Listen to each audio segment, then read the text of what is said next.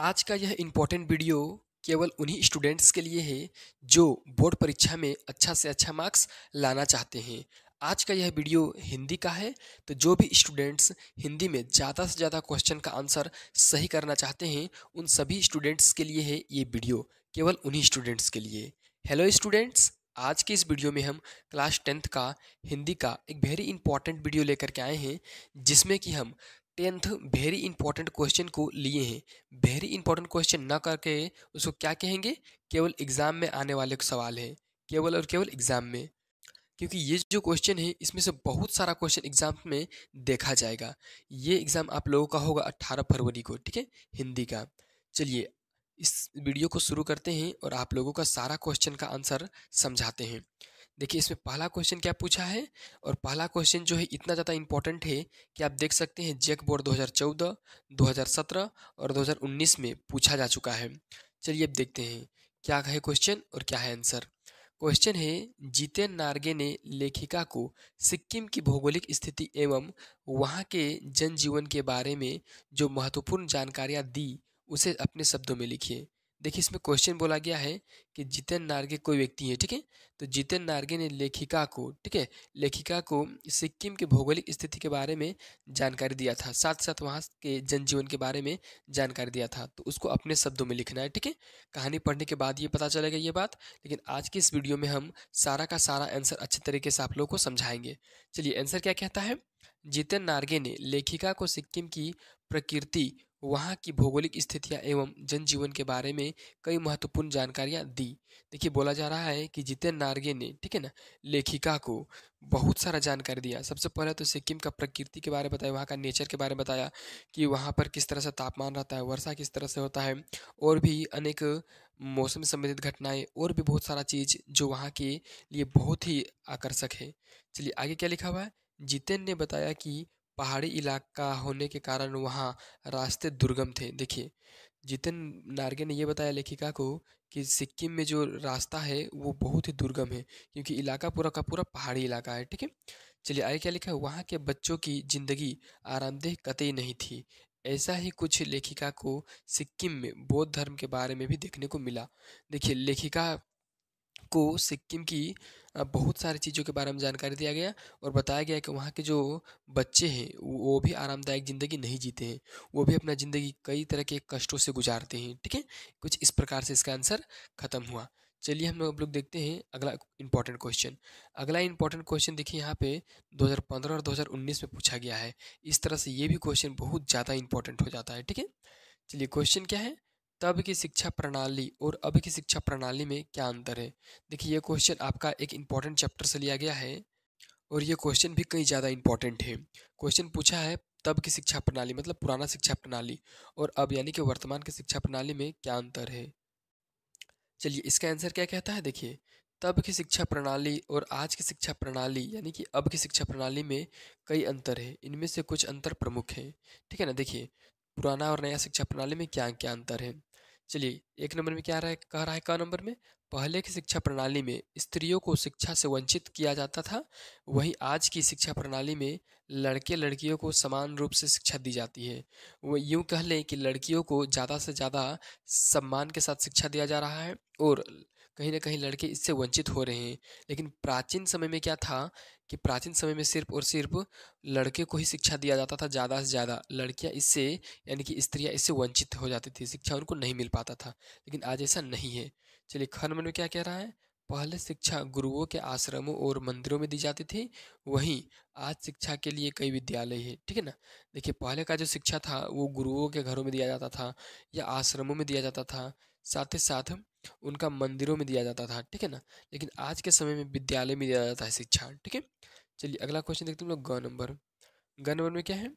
पहले शिक्षा एक वर्ग तक सीमित थी। देखिए पहला जो शिक्षा था एक वर्ग तक सीमित था, ठीक है ना, मतलब किसी निश्चित तक। वहीं आज किसी भी जाति या वर्ग के लोग शिक्षा प्राप्त कर सकते हैं। अब देखिए पहला जो था, पहले वो सिर्फ और सिर्फ सीमित वर्ग के लोग ही शिक्षा ग्रहण कर सकते थे, मतलब कुछ निश्चित वर्ग के, निश्चित जाति के लोग ही। लेकिन वर्तमान समय में चाहे आप किसी भी जाति, किसी भी धर्म, किसी भी संप्रदाय से हो, आप शिक्षा ग्रहण कर सकते हैं। चलिए इस तरह से गहन वर्ग में क्या है, पहले शिक्षा प्राप्त करने के लिए गुरुकुल में रहना जरूरी था। देखिए प्राचीन समय में गुरुकुल में जब आप रहेंगे तभी आप शिक्षा ग्रहण कर सकते हैं। वहीं आज शिक्षा प्राप्त करने के लिए विद्यालय है, जहाँ केवल निश्चित समय तक के लिए ही विद्यार्थी को जाना होता है। देखिए वर्तमान समय में क्या ना होकर गुरुकुल ना होकर कि विद्यालय है, और विद्यालय में बच्चे निश्चित समय तक के लिए जाते हैं, वहाँ अपना पठन पाठन का कार्य पूरा करते हैं और फिर अपना घर चले आते हैं। ठीक है, चलिए इस प्रकार से इसका भी आंसर खत्म हुआ। अब चलिए हम लोग तीसरा क्वेश्चन देखते हैं। तीसरा क्वेश्चन में क्या है, साहस और शक्ति के साथ विनम्रता हो तो बेहतर है, इस कथन पर अब देखिए क्वेश्चन आगे है, अपने विचार लिखिए। क्वेश्चन यहाँ पर पूछा गया है कि साहस और शक्ति के साथ यदि अ, साहस और शक्ति के साथ विनम्रता हो तो बेहतर है, इस कथन पर अपने विचार लिखिए। ठीक है ना, इस पर अपना प्रतिक्रिया देना है, एक तरह से कह सकते हैं। चलिए इसका आंसर अब हम लोग देखते हैं। देखिए इसका आंसर क्या कहता है, हाँ साहस और शक्ति के साथ विनम्रता होना बेहतर है, बेहतर होता है। विनम्रता व्यक्ति को समाज में सम्मान और यश दिलाती है। देखिए सही बात है ये कि अगर साहस और शक्ति के साथ विनम्रता हो तो बेहतर होता है। क्यों? क्योंकि विनम्रता व्यक्ति को समाज में सम्मान दिलाता है और सम्मान और यश, काफ़ी ज़्यादा इज्जत दिलाता है, सम्मान। ठीक है ना, इसलिए सम्मान और साहस बहुत ज़्यादा इंपॉर्टेंट है। ठीक है ना, चलिए विनम्रता की वजह से व्यक्ति संकट के समय में भी अपना आपा नहीं खोता है।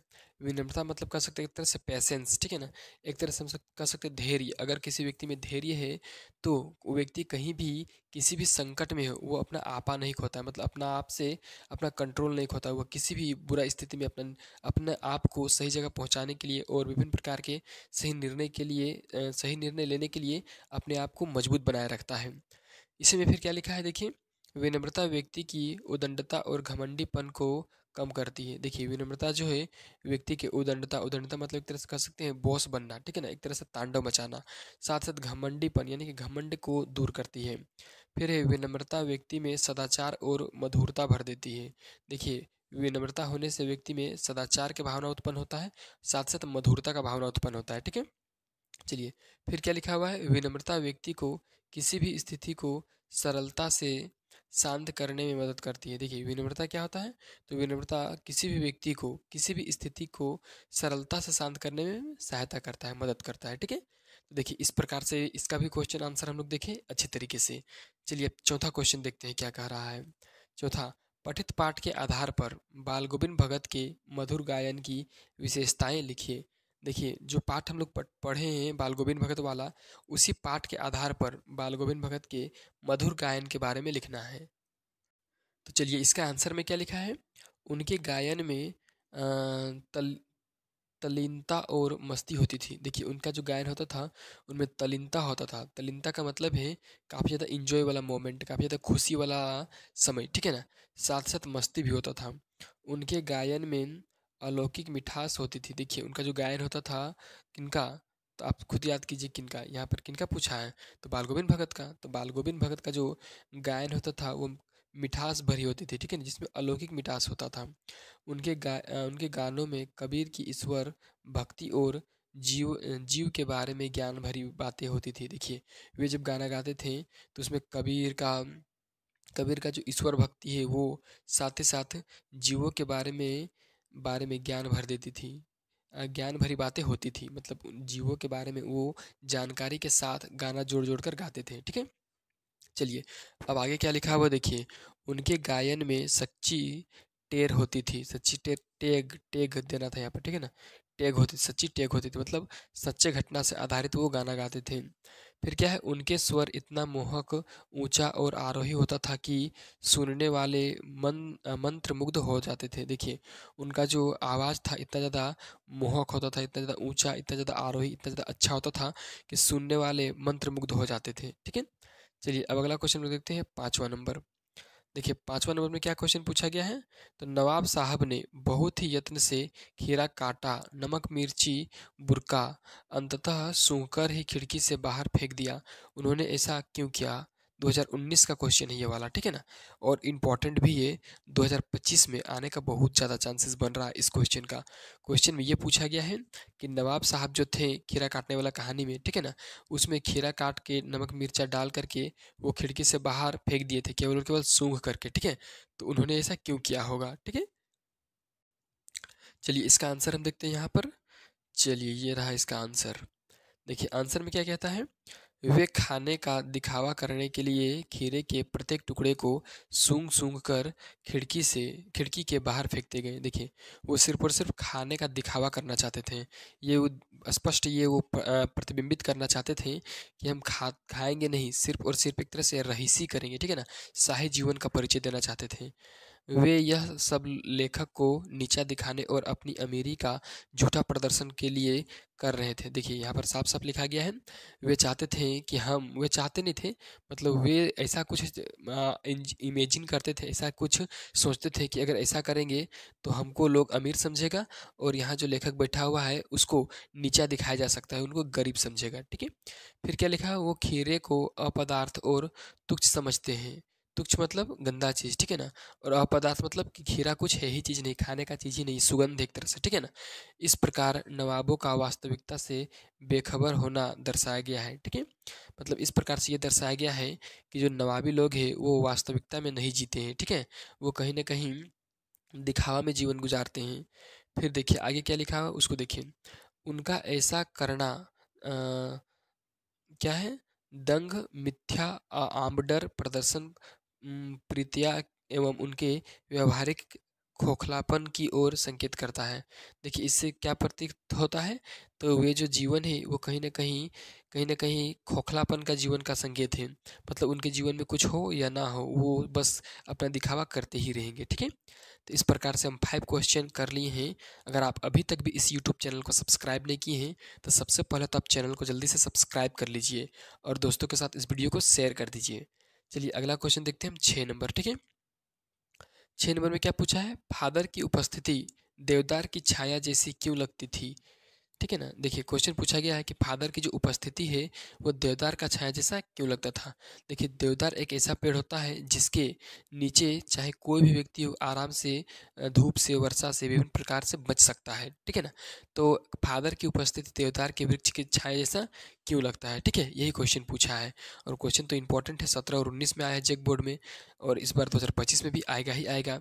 चलिए क्वेश्चन का आंसर देखते हैं क्या है, फादर बुल्के की उपस्थिति देवदार की छाया जैसी लगने के कारण निम्नलिखित है। देखिए फादर बुल्के बोला गया है, इनका पूरा नाम है, ठीक है ना। उनका जो उपस्थिति है वो देवदार के छाया जैसा लगने का बहुत सारा कारण है। तो चलिए पहला कारण क्या है, तो पहला है फादर बुल्के की आंखों में सदैव वात्सल्य झलकता था। वात्सल्य मतलब क्या होता है, तो खुशी, ठीक है ना। फादर बुल्के का जो आंख था उसमें हमेशा खुशी झलकता था, ठीक है। चलिए तो हो गया क नंबर। ख नंबर देखते हैं क्या है, वे परिवार के किसी बड़े जन की भांति सबके दुख तथा कष्ट को सुलझाने का प्रयास करते थे। देखिए फादर बुल के क्या चाहते थे कि सभी का दुख सुलझ जाए, सभी का दुख खत्म हो जाए, क्योंकि दुख तो सभी के जीवन में होता है और वो चाहते थे कि दुख जो है सभी के जीवन में न रहे, खत्म हो जाए दुख, ठीक है ना। अगर दुख आए भी तो वो चला जाए, खत्म हो जाए, ठीक है। कष्ट दुख उनसे दूर रहे लोगों से, ठीक है। चलिए आगे देखिए ग नंबर में क्या है, वे सबके साथ पारिवारिक रिश्ता बनाकर रखते थे, ठीक है ना। कौन, बाल गोविंद भगत, ठीक है। यहाँ पर क्वेश्चन में क्या पूछा गया था, सॉरी फादर बुल्के, ठीक है ना। फादर बुल्के क्या चाहते थे कि सबसे रिश्ता अच्छा हो, सबसे रिश्ता बना रहे, ठीक है। चलिए आगे है घ नंबर, वे सबके घरों में उत्सवा नहीं, यहाँ पर उत्सव होगा, ठीक है ना। उत्सव और संस्कारों पर पुरोहित की भांति उपस्थित रहते थे। देखिए इसमें बोला गया है कि जितने भी उनके आसपास गांव में पड़ता था उस गांव में इनको बहुत ही संस्कार के साथ बुलाया जाता था, एक तरह से पुरोहित के समान। पुरोहित कौन होते हैं, तो पुरोहित हम लोगों के पुजारी पंडित होते हैं, ठीक है ना। वही पंडित के समान इनको बुलाया जाता था अपने घरों में, ठीक है, बहुत सारे गाँव के बहुत सारे घरों में भी। चलिए फिलहाल अगला क्वेश्चन, सॉरी अगला नंबर देखते हैं 4 नंबर में, वे सभी को अपने आशीषों से भर देते थे। आशीष मतलब एक तरह से आशीर्वाद, ठीक है ना। वे सभी लोगों को अपने आशीर्वाद से भर देते थे। चलिए फिर क्या है, वे जिससे भी मिलते उसे कभी भूलते नहीं, जिससे भी एक बार मिल जाते थे, कौन, फादर बोल के वे उस व्यक्ति को कभी भूलते नहीं थे, ठीक है। चलिए ये तो क्वेश्चन हो गया। अब अगला क्वेश्चन देखते हैं 7वां नंबर, किन महत्वपूर्ण आवश्यकताओं की पूर्ति के लिए सुई सुई होगा यहाँ, ठीक है ना, सू नहीं, सुई होगा, ये वाला सुई, धागा का आविष्कार हुआ, ठीक है ना। ये भी क्वेश्चन काफ़ी ज़्यादा इंपॉर्टेंट है, भले ही इसमें हम यहाँ पर लिखने भूल गए हैं, लेकिन ये 2019 में क्वेश्चन पूछा जा चुका है और पीछे कई बार पूछा जा चुका है जेक बोर्ड में, और ये क्वेश्चन इसलिए इंपॉर्टेंट है। चलिए क्या है आंसर, सुई धागे का आविष्कार शरीर को ढकने तथा सर्दियों में ठंड से बचने के उद्देश्य से हुआ होगा, क्योंकि सुई और धागा का आविष्कार होगा तभी कपड़ा का निर्माण किया जा सकेगा, ठीक है, तभी वस्त्र बनेगा। तो वस्त्र बनने से क्या होगा, सर्दियों से हम लोग बच सकते हैं, यानी कि ठंड से, फिर वह शरीर को हम लोग ढक सकते हैं, ठीक है ना, और बहुत सारा कारण है। फिर क्या लिखें, आवश्यकता अनुसार, यानी कि आवश्यकता के अनुसार शरीर को सजाने की जरूरत महसूस हुई होगी, ठीक है, इसलिए कपड़े के दो टुकड़े को एक करके जोड़ने के लिए सुई धागा का आविष्कार हुआ होगा। देखिए, आवश्यकता के अनुसार जो है वो शरीर को सजाने के लिए, शरीर को अच्छा से अच्छा प्रदर्शित करने के लिए कपड़ा जोड़ना होगा, और उस कपड़ा को जोड़ने के लिए सुई धागा की आवश्यकता होगी, इसलिए सुई और धागे का आविष्कार हुआ होगा, ठीक है। चलिए फिलहाल हम अगला क्वेश्चन देखते हैं 8 नंबर, कवि ने कठिन यथार्थ के पूजन की बात क्यों कही है। देखिए इस क्वेश्चन में ये पूछा गया है कि जो हमारे कवि है, ठीक है ना, वो कवि कठिन यथार्थ के पूजन की बात क्यों कहे हैं, ठीक है, ये क्वेश्चन 2019 में पूछा गया है। हम इसका आंसर देखते हैं, आंसर क्या कहता है, कवि ने कठिन यथार्थ के पूजन की बात इसलिए कही है क्योंकि जीवन के कठोर और सच्चे पहलुओं को स्वीकार करना और उनका सामना करना ही जरूरी है। जीवन के कठोर यथार्थ से रूबरू होना ही चाहिए, यही हमारे जीवन की प्राथमिकता होनी चाहिए। देखिए कवि ने कठिन यथार्थ के पूजन की बात क्यों कही, मैंने कठिन रास्ता, कठिन समय के में पूजन की बात, पूजा करने के बाद इसलिए कहा है क्योंकि जो सच्चा पहलू होता है और जो कठोर पहलू होता है उसको हम लोगों को स्वीकार करना चाहिए, ठीक है, उनका सामना करना चाहिए, क्योंकि कठोर यथार्थ से रूबरू होना ही हम लोग का जीवन का कहीं ना कहीं प्राथमिकता होना चाहिए। और अगर हम लोग कठिन यथार्थ से अगर हम लोग रूबरू हो जाएंगे, उनको समझ जाएंगे, तो हमारे जीवन में कहीं ना कहीं दुख कम हो जाएगा। चलिए फिलहाल हम अगला क्वेश्चन देखते हैं, 9 नंबर का क्वेश्चन। क्वेश्चन में क्या पूछा गया है, लखनऊ लखनऊ अंदाज पाठ का क्या संदेश है, ठीक है, लखनवी अंदाज, लखनवी होगा, ठीक है ना, नवी, लखनवी होगा, ठीक है, लखनवी अंदाज पाठ का क्या संदेश है। चलिए 2013 और 2019 का क्वेश्चन है ये, और 2025 में आने का संभावना बहुत ज़्यादा है। क्वेश्चन का आंसर देखते हैं, क्या है, लखनवी अंदाज पाठ के जरिए लेखक ने ये संदेश दिए हैं, मतलब ये सब सारा संदेश दिया है, ठीक है ना, लेखक ने लखनवी लखनवी अंदाज पाठ के आधार पर। ए नंबर में क्या है, काल्पनिकता को छोड़कर वास्तविकता को अपनाना चाहिए, ठीक है। बी नंबर, जीवन में स्थूल और सूक्ष्म दोनों का महत्व है, ठीक है। सी नंबर, केवल गंध और स्वाद के सहारे पेट नहीं भरा जा सकता है। डी, जो लोग इस तरह के भरने और संतुष्ट होने का दिखावा करते हैं वे ढोंगी है, ढोंगी मतलब जो झूठ मूठ का काम करते हैं, ठीक है।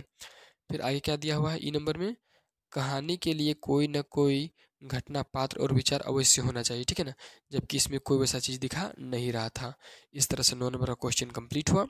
चलिए 10 नंबर क्वेश्चन देखते हैं, जो कि लास्ट क्वेश्चन इस वीडियो का। क्वेश्चन है, शहनाई की दुनिया में डुमराव को क्यों याद किया जाता है। 2012 और 2019, ये भी क्वेश्चन 2025 के लिए very very very very important है, ठीक है। क्वेश्चन ने पूछा कि शहनाई की दुनिया में डुमराव को क्यों याद किया जाता है, ठीक है। चलिए इसका आंसर देखते हैं। देखिए आंसर कहता है, शहनाई की दुनिया में डुमराव को इसलिए याद किया जाता है क्योंकि यह मशहूर शहनाई वादक बिस्मिल्लाह खां का जन्म स्थान है। इसके अलावा शहनाई बजाने के लिए इस्तेमाल होने वाले रीड डुमराव के पास सोन नदी के किनारे पाई जाने वाली नरकट घास से बनती है, ठीक है। इस तरह डुमराव और शहनाई की एक गहरा रिश्ता है। देखिए डुमराव जो जगह है उस जगह में बिस्मिल्लाह खान शहनाई को काफ़ी ज़्यादा मात्रा में बजाए हुए थे, और उनका वहाँ पर जन्म स्थान भी है, ठीक है। साथ ही साथ शहनाई बनाने के लिए जो ऐसा पाइप जो इस्तेमाल होता है, वो पाइप जो कि एक घास से बनता है जिसका नाम है नरकट, ठीक है ना, और ये घास डुमराव के ही आसपास के जो नदी है सोन नदी, वही उसी के किनारे पाया जाता है। इस तरह से हम लोग कह सकते हैं कि शहनाई की दुनिया में डुमराव को याद किया जाता है। इस प्रकार से हम इसका आंसर भी कंप्लीट कर दिए हैं।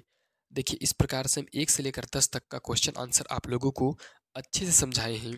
जो बोर्ड परीक्षा 2025 में आने का 100% गारंटी है। कितना परसेंट? तो 100%। ठीक है। अगर अभी तक आप इस यूट्यूब चैनल को सब्सक्राइब नहीं किए हैं तो जल्दी से चैनल को सब्सक्राइब कर लीजिए और दोस्तों के साथ इस वीडियो को शेयर कर दीजिए, साथ ही साथ वीडियो को लाइक कर दीजिए।